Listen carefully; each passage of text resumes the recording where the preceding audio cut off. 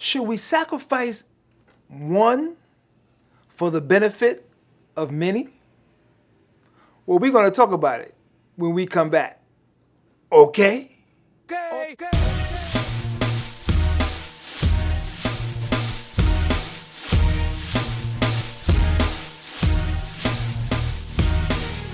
Hey, happy Monday. CLM II for Style with Power, the channel that brings you videos about style, about fashion, about empowerment, and about mindset. So if you like those type of videos, don't forget to just go down, click the subscribe button, and don't forget to hit the notification bell so you'll know every time we upload a video. So today we're going to talk a little bit about success and about mindset. And the question of the day is, should we sacrifice one for the benefit of many? And I bring this up because recently, or just last week, Jay-Z signed a contract with the NFL. And many have questioned whether Jay-Z did the right thing. Well, here's the backstory. There's a gentleman out there by the name of Colin Kaepernick, outstanding young football player who sacrificed his career so that he can fight social injustice. And he decided to do one little gesture. Every time the national anthem played just before a football game would start, Colin Kaepernick took one knee. And that was his gesture to say, hey, America has not been treating black and brown people fairly in this country, and he was tired of seeing it, and he wanted something done. So he just very politely just took a knee during the national anthem. Many people took offense to that. But it started to spread around, and other players on other NFL teams began to take a knee and began to support him. Well, because of that one gesture, he has brought attention to the social injustices of America against black and brown people. And his name became a household word. And he has done some great things, but he has sacrificed his career because due to that, when his contract ended, no other team would re-sign him. Now, Colin Kaepernick is an outstanding young quarterback. He should be starting for an NFL team somewhere in this country. And if he can start, that means he's not only better than some of the quarterbacks that's playing today, he's better than all the backups of all the NFL teams, and he's better than all the backups to the backups of NFL teams. But no team has chosen to sign this young man. So that has happened for the last 2 years. So what has happened is that people had decided to protest the NFL, stop watching games, stop going to games, stop spending their money until Colin Kaepernick gets a job in the NFL. So that brings us to our topic today, which is, should we sacrifice one for the benefit of many? Jay-Z, who many of you know out there, Sean Carter, owns a company called Roc Nation.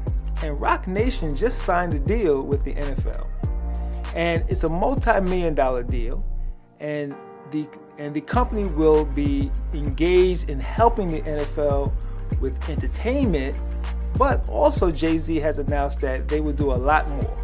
They will help the NFL understand about those issues that affect black and brown people in this country, and hopefully through their knowledge, the NFL will be a little more sensitive and will help a lot of individuals who have suffered at the hands of the justice system here in America. So, big controversy. Now, for those of you who know Jay-Z, he has been a hero in the community for years. We know Jay-Z because he was an outstanding rapper for years and has won many awards and have been considered one of the top rappers in the game. But over the last few years, he has been involved in a lot of social justice issues. And one of the things that he has done is he's done some documentaries. And one documentary was about a young man by the name of Khalif Browder. Now, I personally knew Khalif Browder. I actually worked with Khalif Browder. He was one of my students. And, outstanding young man, but unfortunately the young man committed suicide. And many in the community did not know that he was suffering from these suicidal tendencies. I knew Khalif, didn't see anything that was going on with him, didn't have a lot of association with him, but like I said, he was one of my students and we did work together and I did assist him while he was in school. But I didn't see any signs, and I'm not a psychologist or a therapist or anything like that, so I didn't see these signs. Right? And many of my colleagues who also worked with Khalif did not see these signs. So Jay-Z did a documentary on this young man's journey through the prison system, and it's an outstanding documentary. I believe it's still on Netflix. You can go and you can check that out. And Jay-Z just recently helped produce a documentary about the rapper Meek Mill. And I just happened to see that, and it's an outstanding documentary on the life of Meek Mill in the social justice system. And so Jay-Z has been one of the people that's on the forefront of social justice here for black and brown people in America.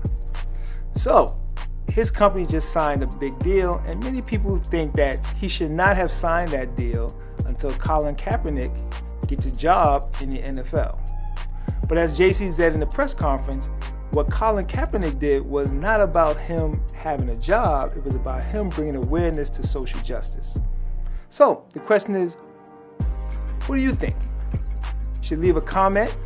Let's talk about it. Let's see what you think. Should Jay-Z and his company have signed that deal with the NFL? Or should they have made sure that Colin Kaepernick gets a job before they sign that deal?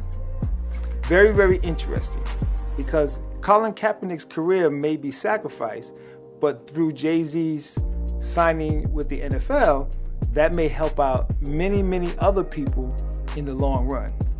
And that's why we asked that question. Should we sacrifice one for the benefit of many?